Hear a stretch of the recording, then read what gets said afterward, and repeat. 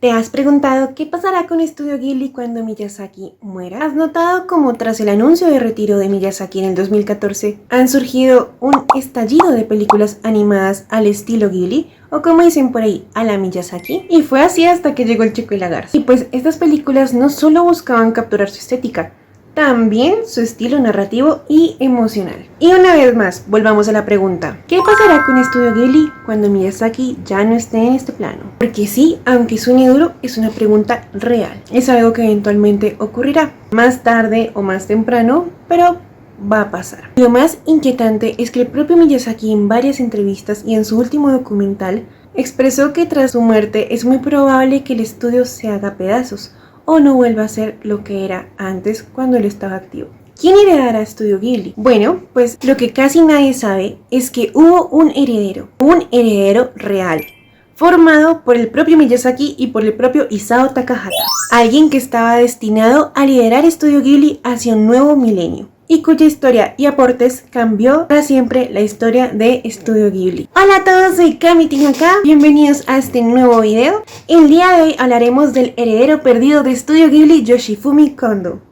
Así que vayan por su té, su agüita, su café, su Coca-Cola, lo que tomen, pónganse cómodos y comencemos.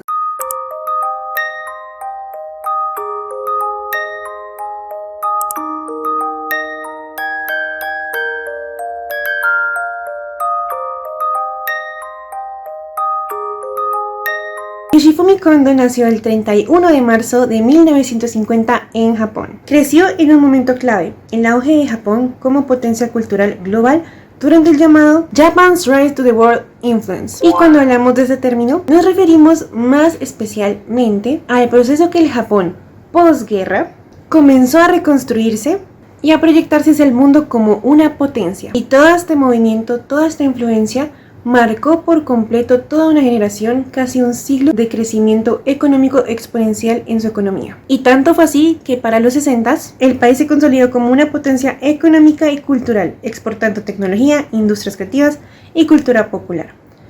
Lo más sorprendente es que hubieron Juegos Olímpicos más o menos, no recuerdo bien la fecha, fueron como en el 64, 20 años más o menos después de la bomba atómica. Es un ejemplo sorprendente de cómo Japón se recuperó y creció aún más fuerte tras la guerra. Empresas como Sony, Toyota y Nintendo se volvieron referentes globales. Y en este contexto es donde crece Yoshifumi Kondo. Pero al mismo tiempo su formación estuvo profundamente enraizada en las tradiciones artísticas y en las craft skills que definieron a una generación de animadores formados en estudios como Toei, donde también pasaron por ahí figuras importantes como Miyazaki y Takahata. La carrera de Yoshifumi Kondo comenzó más o menos para la década de los 70.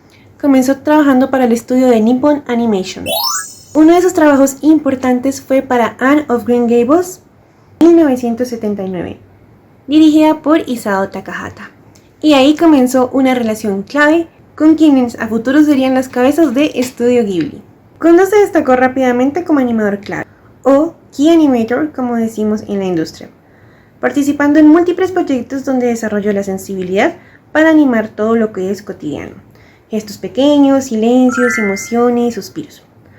A lo largo de su carrera trabajó en múltiples producciones, llegando a consolidarse como una figura esencial en los equipos de trabajo. Pero este crecimiento tuvo un costo para su salud. Kondo era conocido por su dedicación extrema al trabajo, llegando incluso a jornadas donde no dormía ni siquiera 3 horas, sacrificando su salud y calidad de vida por el bien de las producciones. Y es que el propio Miyazaki sugirió que este ritmo de trabajo pudo haber contribuido al deterioro físico que más adelante desencadenaría su muerte.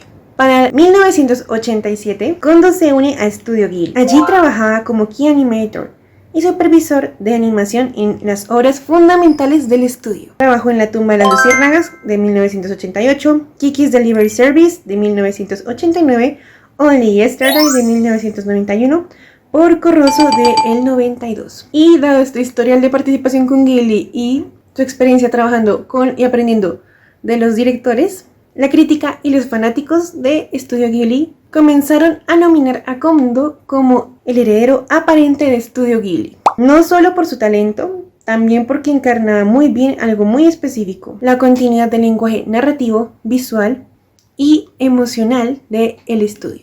se esperaba que él fuera quien liderara el estudio Ghibli hacia un nuevo milenio. Para 1995 dirige Susurros del Corazón, que es mi película favorita.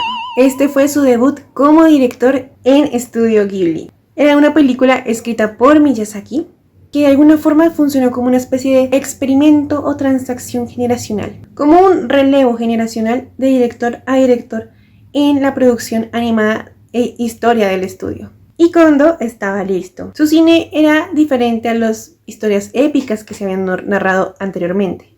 Era un poco más íntimo. Y era una nueva forma y promesa de Ghibli que apenas comenzaba. Pero entonces todo cambió.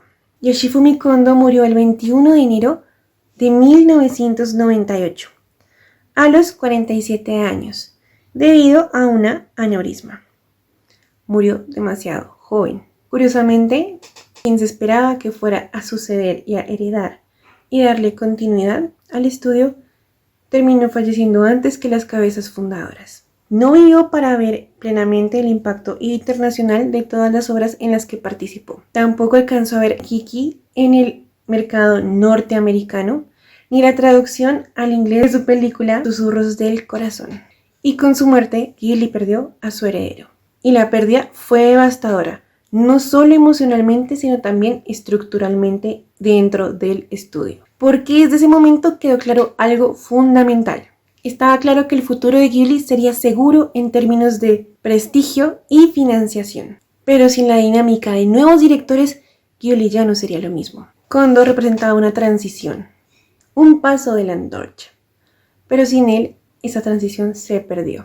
Me lleva a pensar que tal vez el estudio se le dificultó mucho volver a encontrar un buen candidato para suceder y heredar la cabeza a nivel de dirección de las obras animadas del estudio. No solo por la exigente mirada de Miyazaki, ni toda la creatividad y calidad conceptual en las obras de Takahata.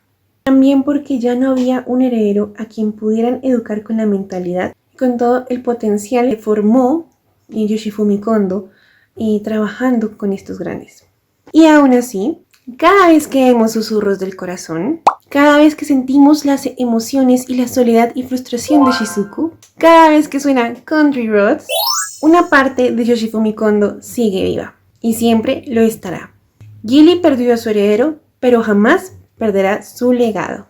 Y le agradecemos siempre a Yoshifumi Kondo por colaborar y regalarnos obras que marcaron para siempre nuestra infancia y la historia del estudio. Y por darnos una historia con la que incluso hasta el día de hoy y a futuro siempre nos va a susurrar en el corazón.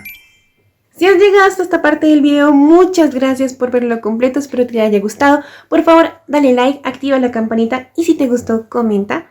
Estaré muy feliz de leer tu opinión en los comentarios de este interesante caso en Estudio Ghibli del cual casi no se habla. Te comparto mis redes sociales para que me sigas, para que mantengamos contacto y crezcamos como comunidad. Y sin nada más que decir, hasta el próximo video.